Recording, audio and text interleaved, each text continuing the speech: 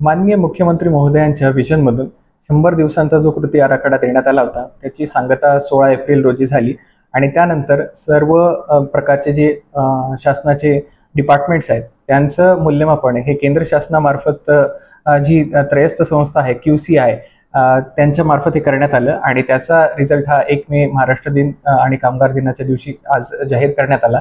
त्यामध्ये जिल्हा परिषद कॅटेगरीमध्ये ठाणे जिल्हा परिषदेला प्रथम मानांकन मिळालेलं आहे। तर यामध्ये जवळपास 10 मुद्द्यांबाबत आणि त्यामधील 37 बाबींबाबत मूल्यमापन करण्यात आले होते। त्यामध्ये विविध मुद्द्यांचा समावेश होता। या सर्वच मुद्द्यांमध्ये 100 मार्काचं जे गुणांकन होतं त्यामध्ये जिल्हा परिषदेमार्फत उत्कृष्ट कामगिरी करण्याचा प्रयत्न करण्यात आला।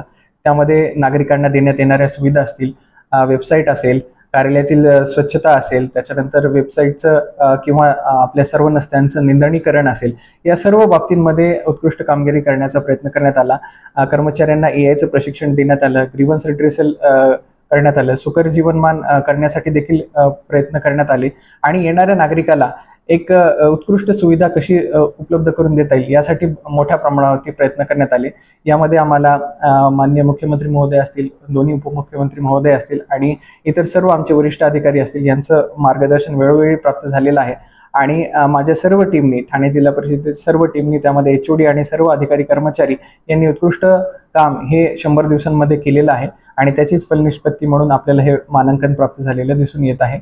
अशाच प्रकारचं काम हे नागरिकांसाठी एक लोकाभिमुख प्रशासन, गतिमान प्रशासन आणि पारदर्शक प्रशासन हे कसं देता येईल यासाठी हा 100 दिवसाच्या आराखड्यामध्ये आम्हाला जी मिळालेली दिशा आहे याच दिशेने आम्ही इथून पुढेही काम करू आणि नागरिकांना आणखी जास्त सुविधा या जिल्हा परिषदेमार्फत देता येतील याबाबत आम्ही नेहमीच प्रयत्नशील राहू। धन्यवाद। दिवसाच्या कार्यक्रमांमध्ये नागरिकांना सर्व सुविधा ह्या आणखी चांगल्या पद्धतीने देण्यासाठी जिल्हा परिषदेमार्फत राबवण्यात येणाऱ्या सर्व स्कीम्सचे हे ऑनलाईन अर्ज प्राप्त करून घेण्यासाठी पोर्टल विकसित करण्यात आले।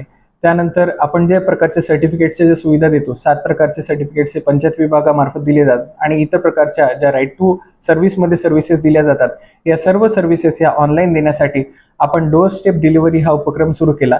यामध्ये नागरिक त्या पोर्टलवरती जाऊन अपॉइंटमेंट बुक करू शकतात। ठरलेल्या वेळी आपले सरकार सेवा केंद्रामधील व्यक्ती त्या नागरिकाच्या घरी जाऊन सर्व डॉक्युमेंट स्कॅन करून अपलोड करून सर्टिफिकेट तयार झाल्याच्या नंतर परत ते डोअर स्टेप डिलिव्हरीच्या माध्यमातून त्यांच्या घरापर्यंत पोहोच करण्याचं काम आम्ही करत आहोत। त्यामध्ये मागील 20 दिवसांमध्ये 3000 पेक्षा जास्त सर्टिफिकेट्स देण्याचं काम आपण केलेलं आहे। अशा प्रकारचे विविध इनिशिएटिव्ह आपण घेतलेले आहेत।